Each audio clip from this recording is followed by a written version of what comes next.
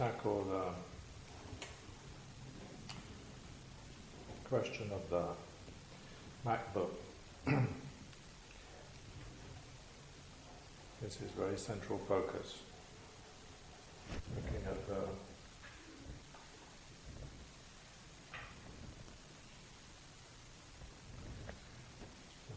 edge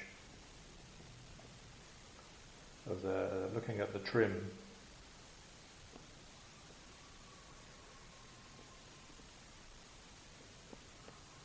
And indexing as usual. And this part trails on. In the previous state of the drawing, I felt I'd made a mistake by placing a representation of the MacBook into the drawing. Picking up that this part is the blue of the blue edge.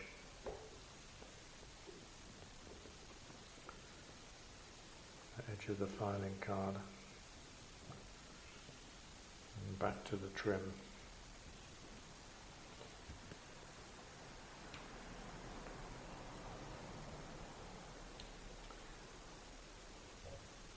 The pins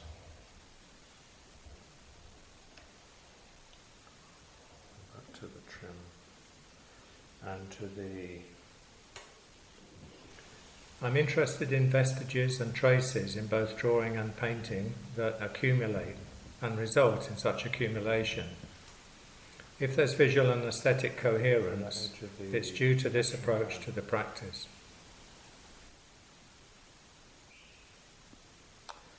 Comes down,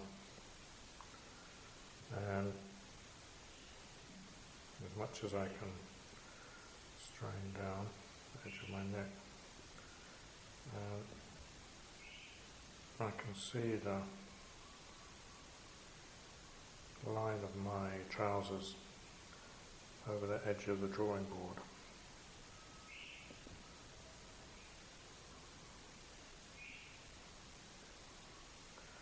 This is as much as I can lean forward. So placing the end of the action cam here and following this imploded narrow band up.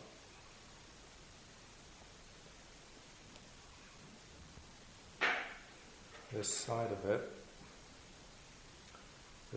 it somehow or other picks up red.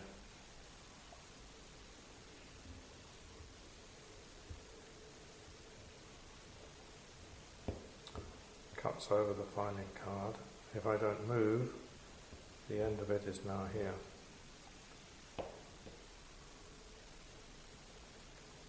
And if I look up, it goes clear off the top of the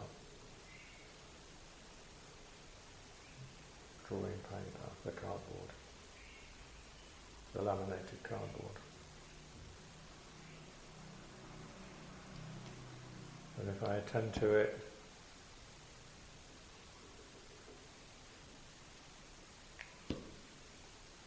even more, there's another paler edge and a tone. There's a degree of reciprocality between the speech patterns and drawing process. The speech proceeds from gap to gap, sometimes leaving prolonged intervals, and equally, such spaces cause a certain slowness to the drawing process. I wouldn't be drawing in quite this way if I weren't trying to verbally articulate the process at the same time. Ideally, I'd wish to say that the combination conveys a feeling of incantation to the listener and viewer.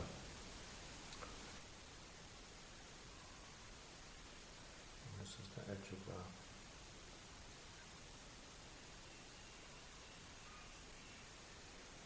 This is the end of the shape of the action cam. And I'm aligning it. I'm aligning the edge of the action cam with this red line on the drawing.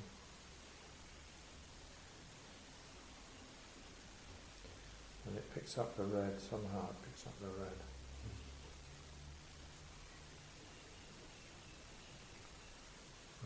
down here is blue. So when I'm drawing this, I can see out of the corner of my eye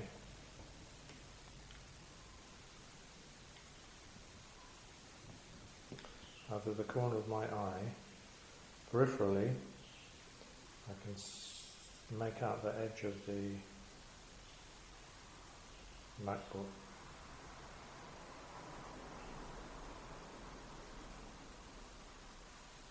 That's as much as I can see of it.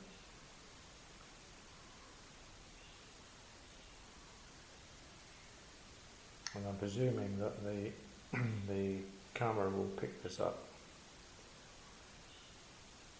I can see the pins just. I can see right on top of the MacBook a reflection of the light.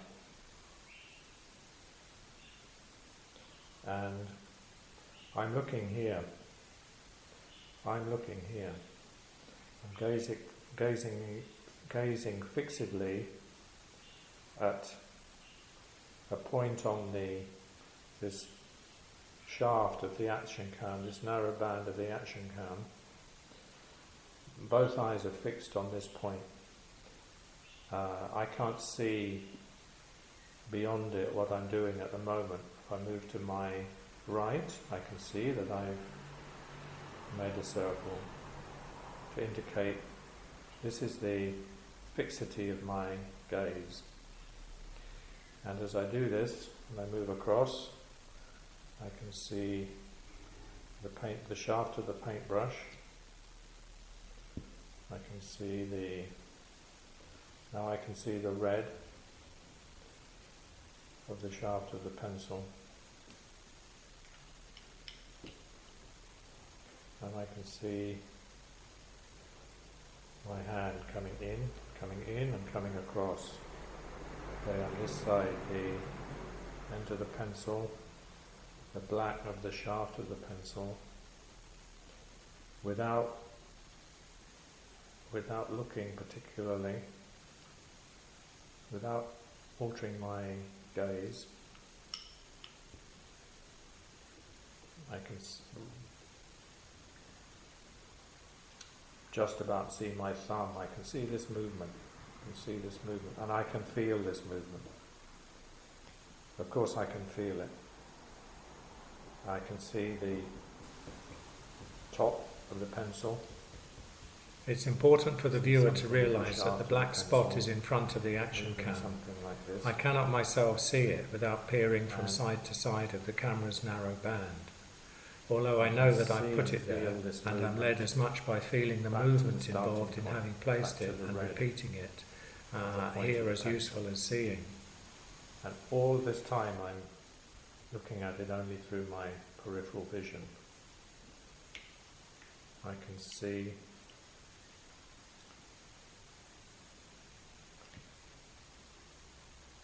above this, I can see the line of the trim, the represented trim on my drawing. And from the corner of my eye, I can see roughly the job I've made of copying it. And from here, I can look back at the edge of the actual trim.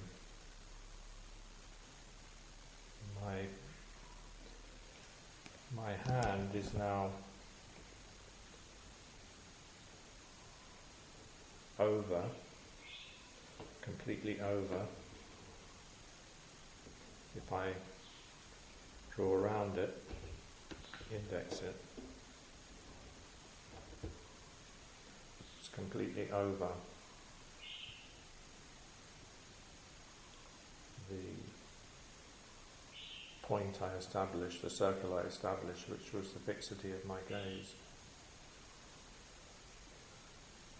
So if I come out of this, I look out of this,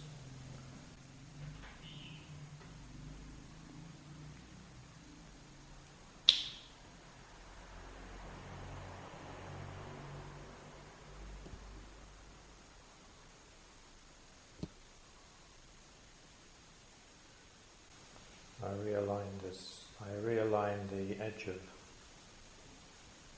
the action cam, the narrow width, with this red sort of iridescence. Then across here, I can see the light from the screen. It's not strong, but it's there.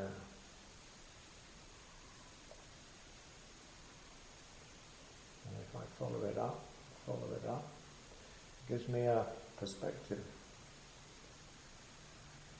Somehow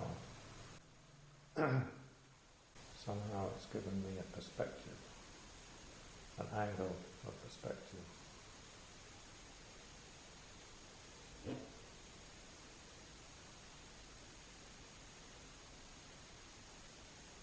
And here too.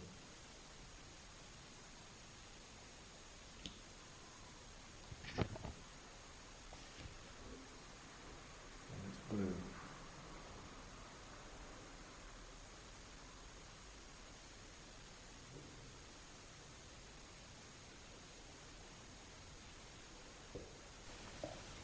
This is as close as I can get at the moment to a sense of an internal mind's eye, a sense of what's internally perceived, although this is achieving some degree of objectification. And between here is also, it's not as bright, but there's a change of tone. I'm trying to convince the viewer that this object, the action cam, is between me and the drawing, which the viewer cannot see, and is a mechanical metaphor for the mechanics of perception. During this second commentary, I can't see the action cam either, so I'm seeing and responding to the recorded material from both the vantage point and limitation of the viewer. Looking at this is the point of my gaze, the fixity of my gaze, which you can see, the viewer can see, I can't see. Down here, I can see my finger fairly clearly. I can see this finger fairly clearly. Again, peripherally. It's quite close to the centre of my gaze, but despite the closeness, this is an interesting point. Despite the closeness, it's on the periphery. This is a very interesting point. That peripheral vision doesn't have to be far distant. It doesn't have to be over here. It doesn't have to be over here. It can actually be very, very close to the centre of our gaze. I really am aware that I'm focusing in on this point. It's also what causes the camera to be different from the eyes. While the camera reproduces a similar degree of angle as human vision, it differs in that it shows no differentiation between the relative nearness and distance of objects apparent in the same angle of view. I can take in this finger that I'm now drawing round. And this finger, I step out of the process to fill it in. The finger is here. The finger that I'm currently working with is here. The edge of the action cam is here.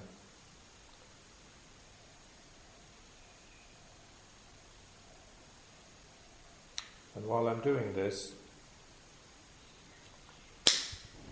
I'm aware that I'm developing a drawing. Incoherent. By process, I mean what's happening during the focus of the involvement. Except insofar as in such a process, one is not thinking so much, or even at all in the analytical sense, just doing. This kind of focus may be said to visual involve both materiality. engagement and disengagement. To disengage is also to focus, Formed with and within such disengaged focus, if this is an acceptable degree of suggested autonomy of paradox, the medium itself, is the which autonomy of interests the me. medium. One's intuitive and subjective relationship with the medium, to the extent that one can, within reason, let the medium perform its own behaviour. I look up at the MacBook,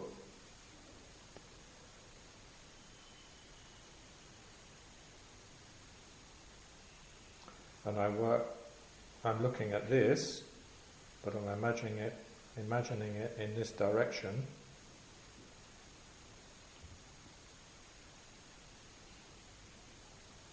I can reproduce something of the edge. This is around the trim. I'm actually now looking at this point. So I'm saying that this is this.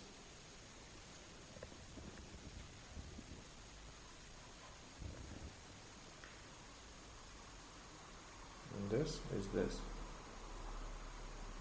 So it has an edge. I'm now copying this line, which was the line of the trim.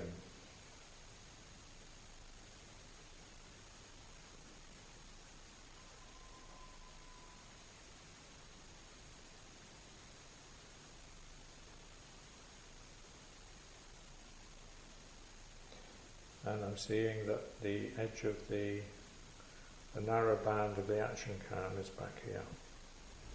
I can't see what I'm doing because it's behind the band. But I'm aware that I'm following the edge of the band all the way up. And here at the top,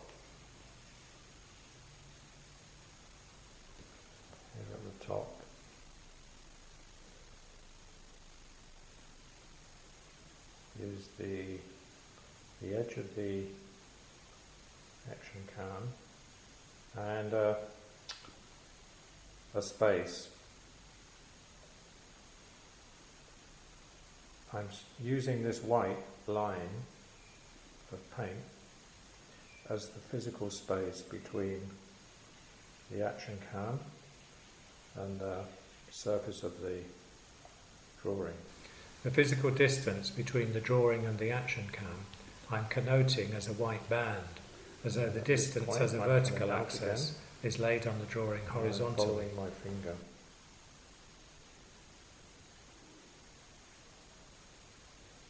Coming out of it, following my finger, following my thumb.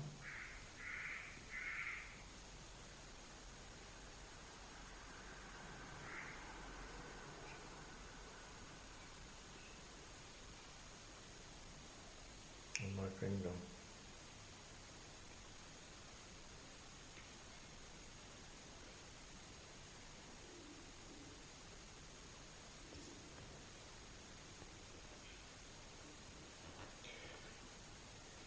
And in transferring to another medium, to the pencil, to continue what was happening, I've completely lost the position of the finger, the shaft of the pencil. The shaft of the pencil to the thumb.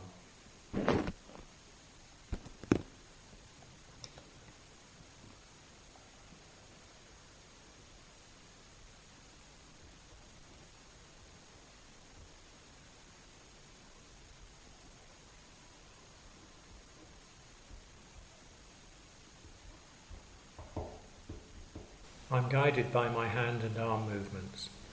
I can't see the front of the action cam, but there's also a sense, in some instances, of not needing to see the point of the pencil, which concerns both the autonomy of the medium and the question of indexing, of leaving a trace. Here is somewhere here.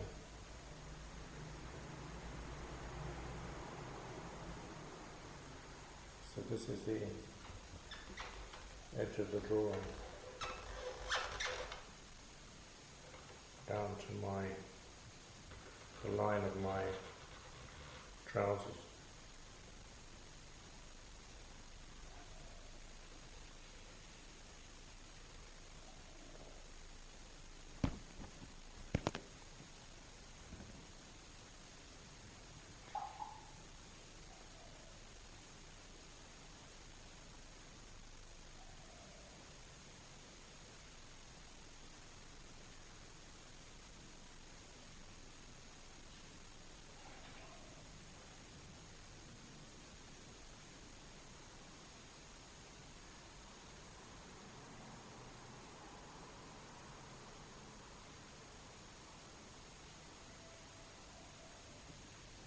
And the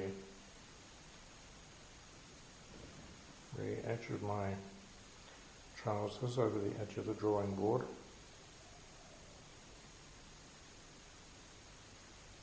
Then the round of my belly, insofar as it can be seen, because I can't lean forward any more than this. But this is the shape of my trousers, intruding into the space of the drawing. And here.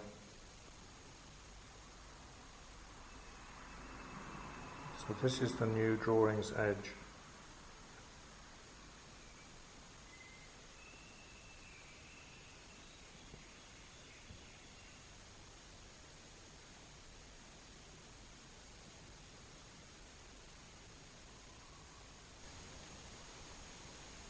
My referencing of what I can see of my body conveys a sense of me on the outskirts of the drawing space, which is not insignificant.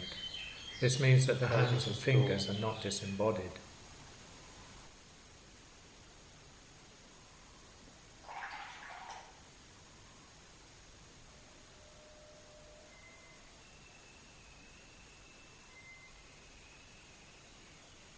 And the floor.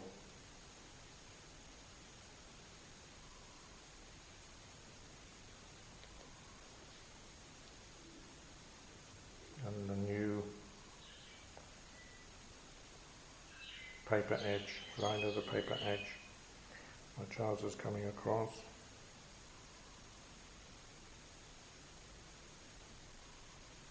The line of the paper edge.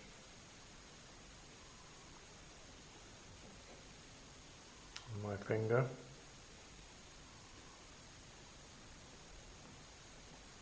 And the action cam.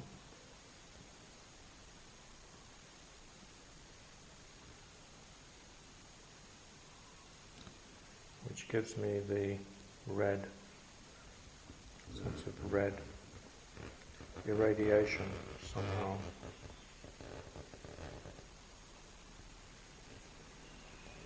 And my thumb, and the shaft of the pencil, and the top. The vacuum cleaner that the camera occasionally shows on the periphery was a referenced object in the drawing's previous stage, as seen by its evidence in the lower left corner of the drawing. The line of the action cam.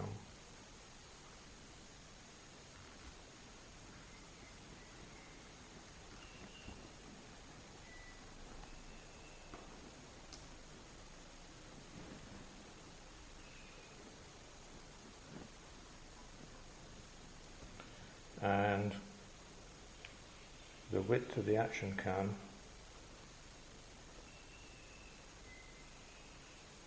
coming past the MacBook.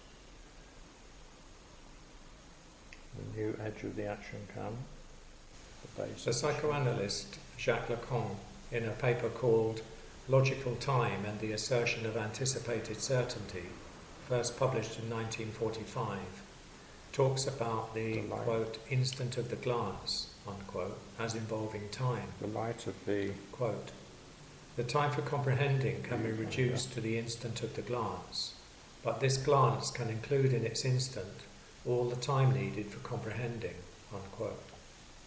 The glance is therefore a time-based intermediary stage in achieving comprehension. The slightly paler tone The glance within involves the time before and leading up to comprehension. Referenced here. So when I refer to focus as involving both engaging and disengaging, perhaps between the two is a condition of uncertainty.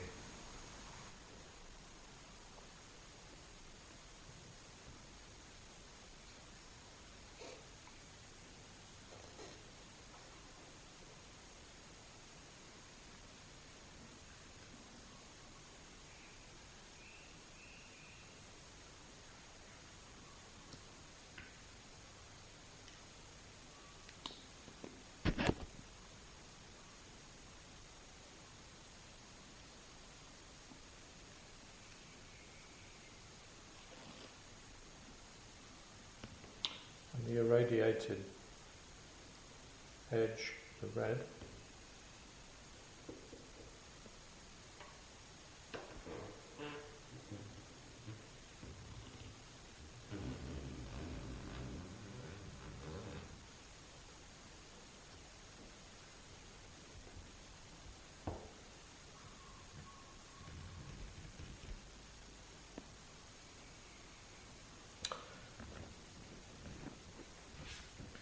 and I want to introduce this quote from Pallasman.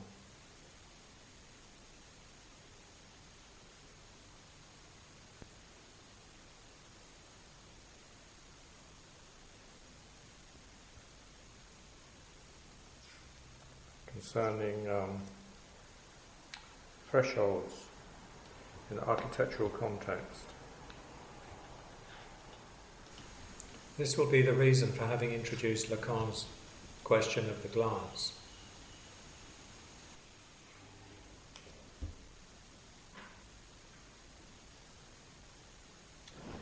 And he's saying that authentic architectural experience, for instance, approaching or confronting a building, is authentic architectural experience is, for instance, approaching or confronting a building rather than the formal apprehension of a facade.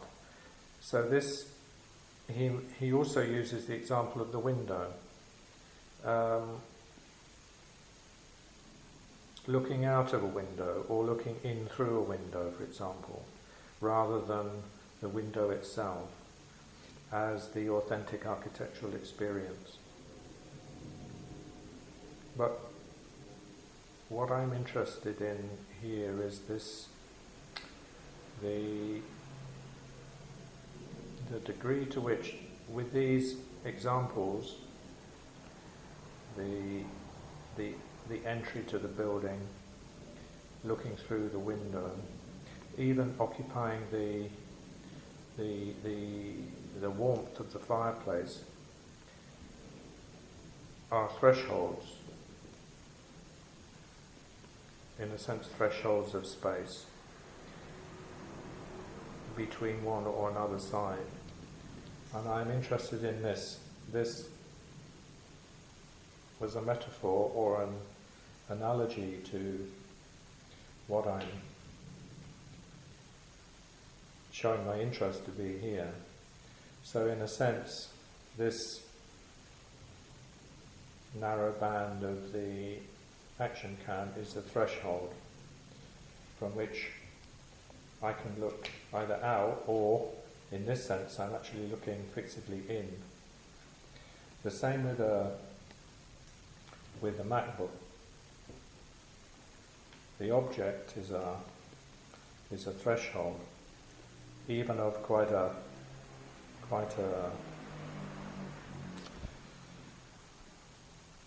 an exaggerated width.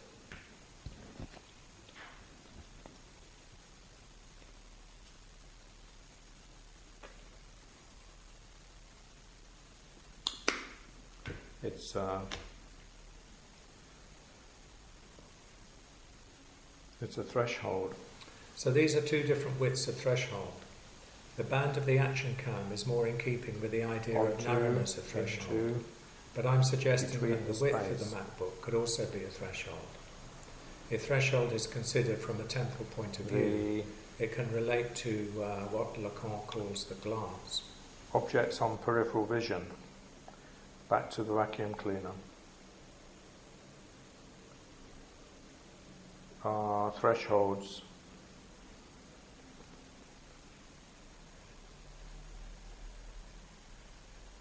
at the edge of, onto, or into the space. So I'm talking about this space through here to the back to the tripod.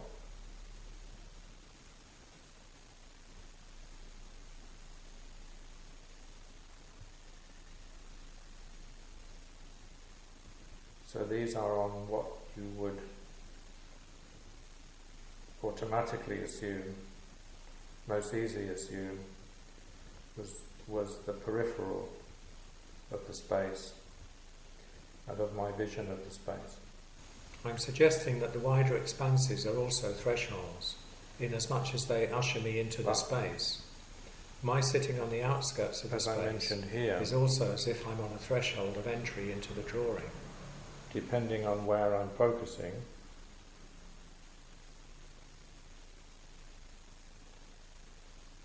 objects, details, accents, are very near at hand, are on the peripheral. So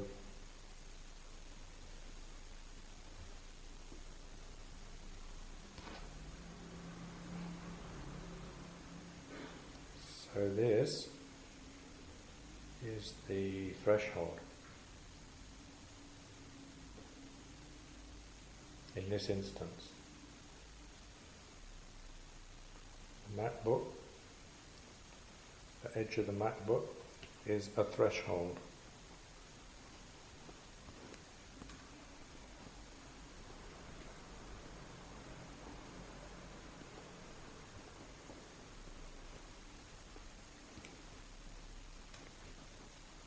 I reach up. Now this is interesting because I'm aligning the edge of the action cam with the edge of the MacBook screen.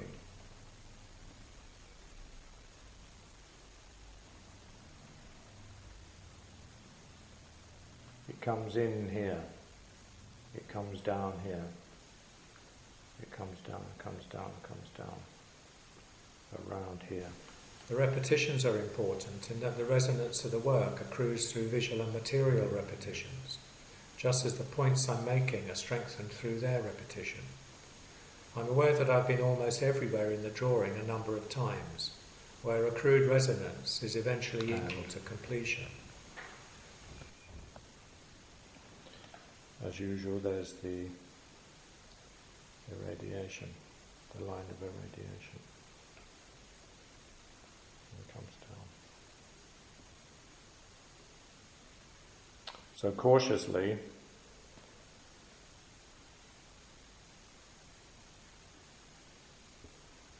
aware that I can erase it, I've drawn onto the MacBook to make the point. The radiation continues up and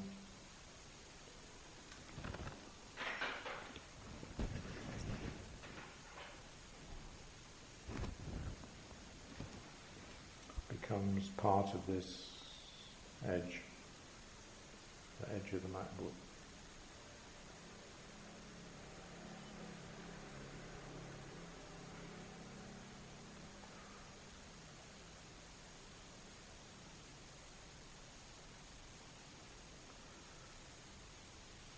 The line of the silver trim. Okay, the casing is this side of the very thin dimension of the silver trim.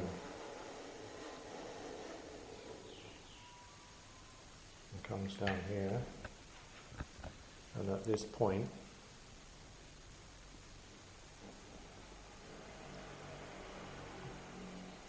it moves into the red line,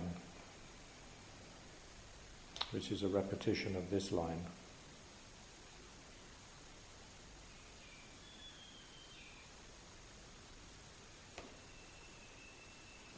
If I move out from it to here, I'm now following the line of the trim, and I'm repositioning the edge of the MacBook.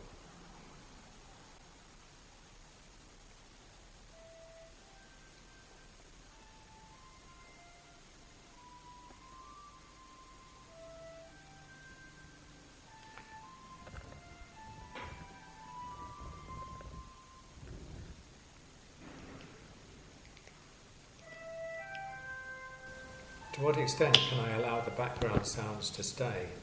The passing cars, squawking birds, barking dogs, even ice cream vendors. Here below that. I can edit them out, but I only The really copy notice attack. them when I myself am stepping back, taking time out from the Repositioning. drawing.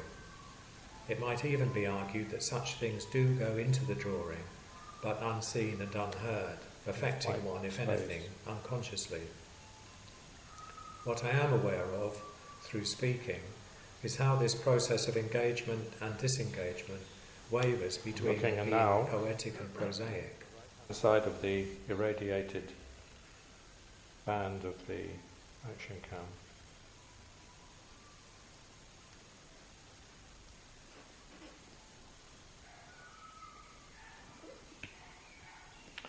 And back down at the Palismar quote.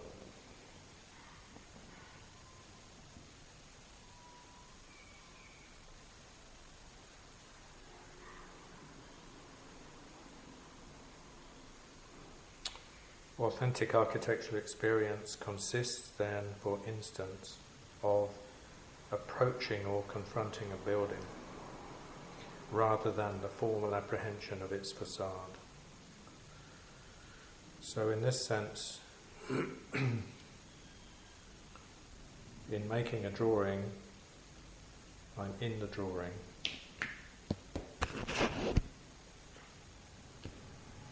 Looking again at the black trim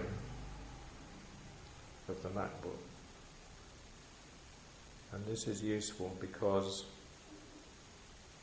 I can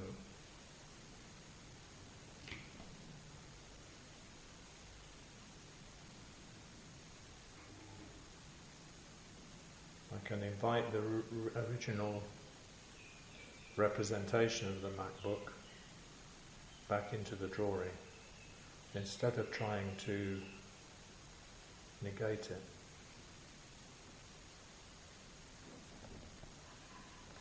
So I'm looking now at this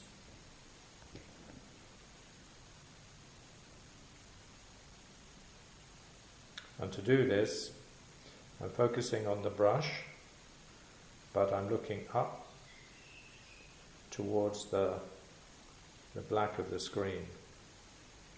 As I look up at the black of the screen, I'm very aware that due to my left eye dominance, I'm looking this side of the band of the action cam, although with both eyes it appears as though I'm looking with my left eye only through this left hand, this aspect of the MacBook, to the left of the band of the action cam. So I'm using peripheral vision to look at the screen.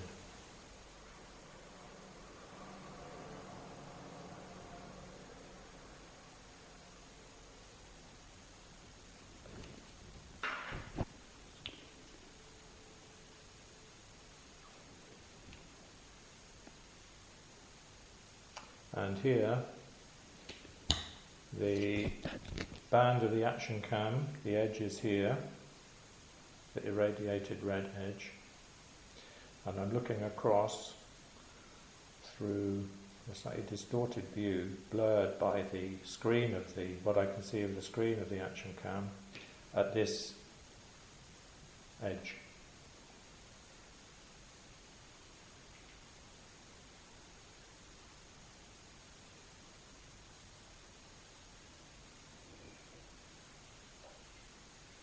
And taking out this with the white acrylic.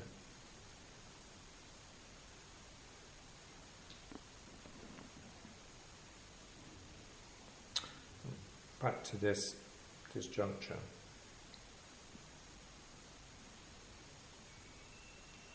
Between the two representations of the edge of the trim.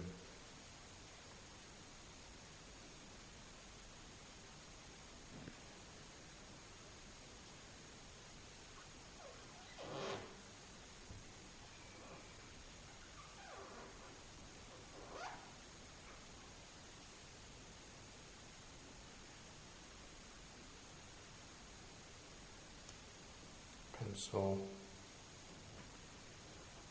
thumb,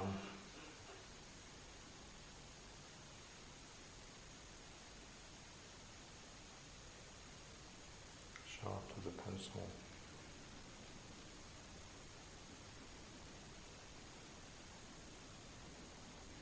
and the relationship of the shaft of the pencil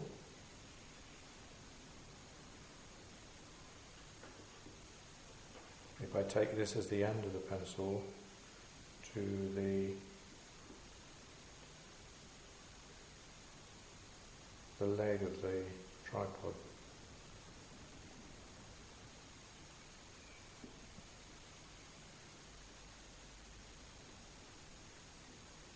The new edge of the pencil down to the thumb.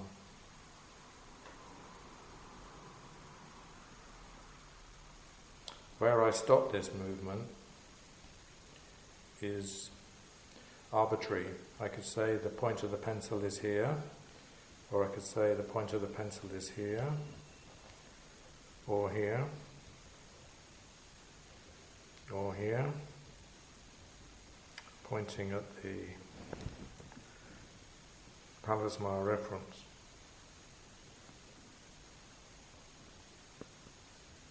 I could say the curve of the thumb is here.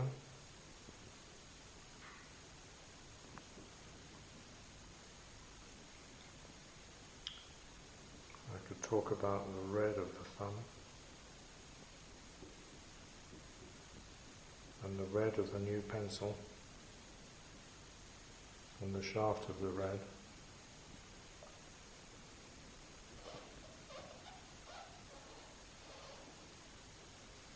And the fact that here I'm looking at the top of the pencil around about here. So I could pick up on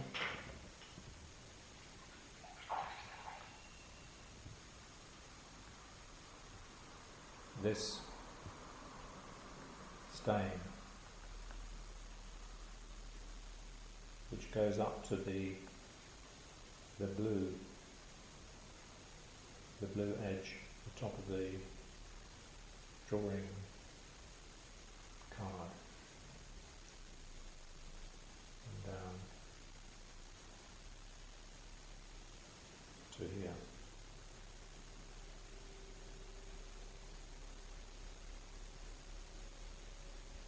And if I want to copy the shape,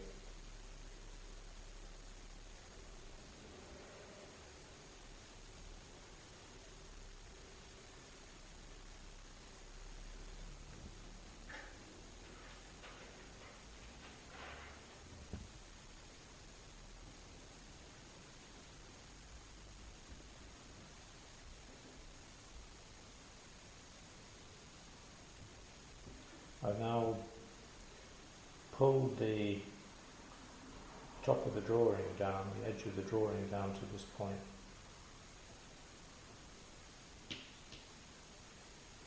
This is the pin holding the paper to the drawing board. And the new edge of the drawing, which is white against white.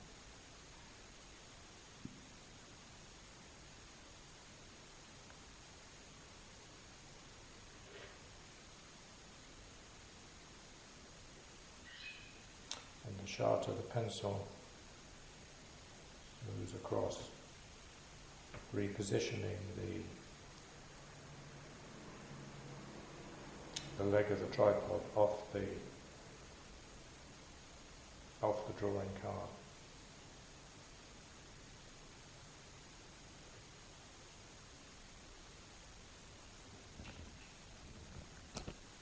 And that's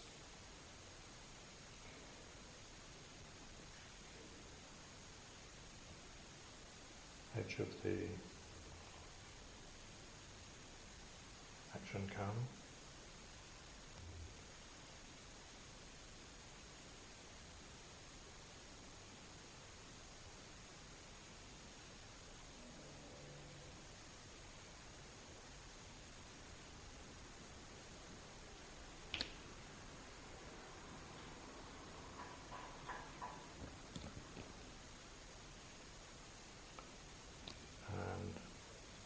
The edge of the trim of the MacBook repositioned.